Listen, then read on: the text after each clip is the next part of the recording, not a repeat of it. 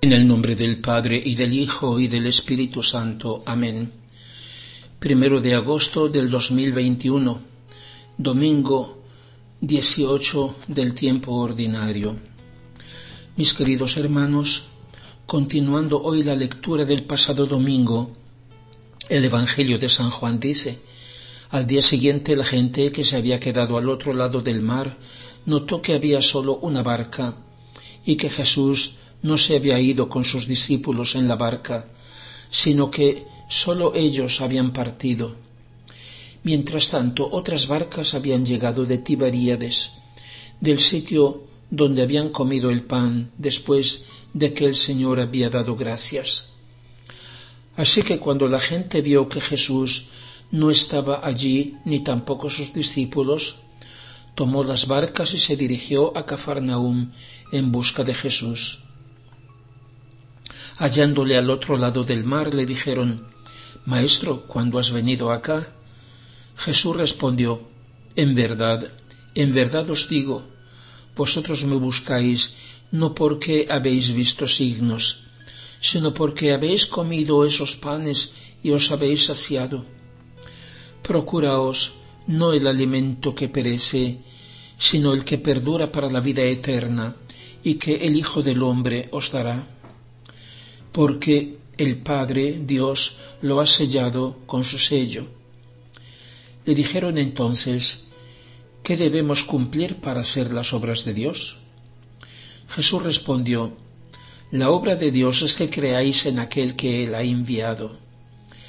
Ellos le dijeron: pues tú, ¿qué signos haces para que veamos y podamos creerte? ¿Qué obra haces? Nuestros padres comieron el maná en el desierto, según está escrito: les dio a comer pan del cielo. Les respondió Jesús: en verdad os digo, no fue Moisés el que os dio el pan del cielo, es mi Padre el que os da el verdadero pan del cielo, porque el pan del cielo es aquel que ha bajado del cielo y da la vida al mundo. Dijéronle pues ellos: Señor, danos siempre de ese pan. Jesús les contestó: yo soy el pan de la vida. Quien viene a mí ya no tendrá más hambre, y el que cree en mí ya no tendrá más sed. Queridos hermanos, el día anterior el Señor había multiplicado los panes y los peces para toda aquella enorme multitud, un milagro que fue claramente un signo, cuyo significado Él lo manifestó cuando por primera vez habló del pan de la vida, o sea, de sí mismo en la Eucaristía, como hemos oído en el Evangelio de hoy. El Señor ha querido multiplicar su presencia y su vida para darse a nosotros. Dios nos ha creado dándonos un cuerpo material y un alma espiritual. Estamos hechos de tierra y de cielo, y Dios ha querido que tanto el cuerpo como el alma tuviera no solo vida, sino que esa vida fuera alimentada para que se desarrollase. Dios habría podido crearnos sin necesidad de comer, pero en su sabiduría y providencia nos ha dado esta necesidad. Es como si con una mano nos da la necesidad y con la otra provee a satisfacerla, como un continuo pretexto para darnos su amor y hacernos comprender que no somos autónomos, que no podríamos serlo, sino que en todo momento dependemos de Él. No es el alimento material lo que nos nutre, sino la voluntad de Dios en el alimento. No es el agua la que nos apaga la sed, sino su voluntad, su amor, el que se nos da sirviéndose del agua. No es el aire que respiramos lo que nos da vida, sino su voluntad en el aire. Dios se sirve de esas cosas, de todas las cosas, para venir a nosotros, para que comprendamos que sin Él no podemos hacer nada, ni siquiera existir. Y así como el cuerpo necesita ser alimentado, con mayor razón nuestra alma espiritual. Así el Señor nos está diciendo: deseo compartir contigo, hijo mío, mi misma vida. Deseo darte una continua transfusión de mí mismo. Así como a veces es necesaria para el cuerpo una transfusión de sangre o incluso en nuestro tiempo el trasplante de un órgano, el Señor hace mucho más, el trasplante de todo sí mismo en la Eucaristía, la transfusión de toda su vida, de su sangre, de todo lo que Él es, para que sea nuestra sangre y nuestra vida. Así el Señor ha inventado este modo maravilloso de darse a nosotros, la Eucaristía.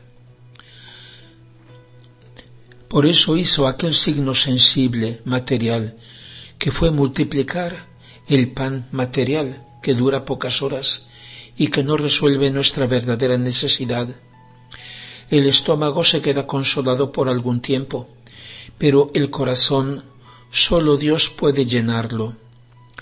San Agustín lo dijo con una frase famosa: «Nos creaste, Señor, para ti, y nuestro corazón no encuentra descanso sino cuando descansa en ti».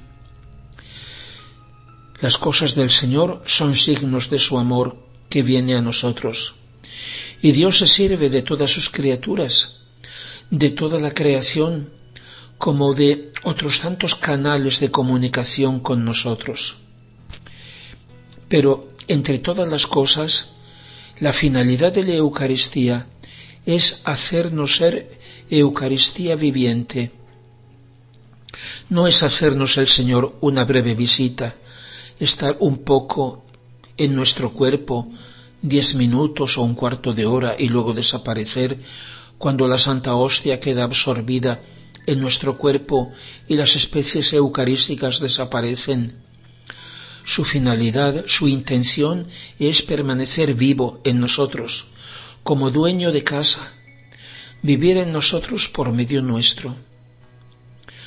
Por eso aún no nos damos bastante cuenta de lo que es la Eucaristía, y eso se ve por cómo es tratado el Señor como si fuera una cosa, y la Santa Misa un rito de pura exterioridad, de pura formalidad, cuya tremenda realidad es prácticamente ignorada. Imaginen si en el momento solemnísimo de la celebración de las bodas del Cordero, como el Apocalipsis llama a la venida gloriosa del Señor, esas bodas de Cristo con su Iglesia, que somos todos nosotros, en ese momento eternamente suspirado y preparado, que será la culminación de toda la obra de Dios y de toda la historia, momento supremo que místicamente es anticipado y que se hace realmente presente en cada Santa Misa. En ese momento solemne en que llega el esposo, imaginen, la esposa no se presenta, sino que en su lugar envía una caricatura suya burlesca. Qué burla cruel, qué desprecio, qué herida al amor del esposo. Eso es lo que ocurre la mayor parte de las veces. La misa es para la mayoría una formalidad, un rito vacío, un folclore. De su Iglesia amada, Jesús tal vez se encuentra solo algunos sobrevivientes, más o menos, porque también de ellos cuántos lo conocen, cuántos lo aman y viven para Él. Qué grande es su humildad y su paciencia, qué increíble es su amor, que le hace seguir todavía prisionero de su propio amor en ese sagrario o sobre ese altar, y no huye esperando al último distraído porque no quiere que ninguno se pierda. Hermanos míos, eso no es cuestión de ritos o de liturgia, sino de fe y de amor. Pero no nos damos cuenta de qué cosa es la misa, de cuál es su finalidad, de lo que tiene que ver con nosotros. Padre Pío decía: sería más fácil que el mundo pudiera vivir sin el sol que sin la Santa Misa. Jesús quiere hacer de todos nosotros, a partir del bautismo, su Eucaristía viviente. Nuestra vida debería ser una misa viviente, continua, 24 horas al día, porque todo lo que se hace en la misa debería estar vivo y presente en nuestra vida, desde la señal y el significado de la cruz, desde el Kyrie y el Gloria, al resonar de la palabra de Dios y del credo, desde el ofertorio y el prefacio, que es una específica acción de gracias al Padre Divino, hasta la consagración y la comunión, es decir, todo. Por eso Jesús dijo a nuestra Luisa, les leo estas palabras del 27 de noviembre de 1917. Hija mía, todas las otras santidades no están libres de pérdida de tiempo y de interés personal, como por ejemplo un alma que vive atenta a la obediencia en cada cosa. ¡Cuánta pérdida de tiempo! Ese decir y repetir continuo la distrae de mí, pone la virtud en lugar mío, y si no tiene ocasión de recibir todas las órdenes, vive inquieta. Otra que sufre tentaciones. ¡Oh, cuánta pérdida de tiempo! Nunca se cansan de decir todos sus problemas y ponen la virtud del sufrir en lugar mío. Y bueno, nosotros ahora podríamos añadir otros que se detienen en las formas externas, aun siendo necesarias, de la liturgia. Y sigue diciendo el Señor, y muchas veces esas santidades se desbaratan, mientras que la santidad del vivir en mi querer carece de interés personal, de pérdida de tiempo. No hay peligro de que me confundan con la virtud, porque el vivir en mi querer soy yo mismo. Esa fue la santidad de mi humanidad en la tierra, y por eso hice todo y por todos, sin la sombra del interés. Y bueno, aquí vemos la importancia de la pureza de intención, del para qué, de la finalidad que ponemos en lo que hacemos. Y sigue diciendo, el propio interés cancela la marca de la santidad divina, por eso nunca podrá ser un sol. Todo lo más, por bella que sea, esa santidad podrá ser una estrella. Por eso quiero la santidad del vivir en mi querer. En este tiempo tan triste, esta generación tiene necesidad de esos soles que la calienten, la iluminen, la fecunden. El desinterés de esos ángeles terrestres, todo es por su bien sin sombra de nada propio, abrirá el camino a sus corazones para recibir mi gracia. Además, las iglesias son pocas, muchas serán destruidas. Muchas veces no encuentro sacerdotes que me consagren.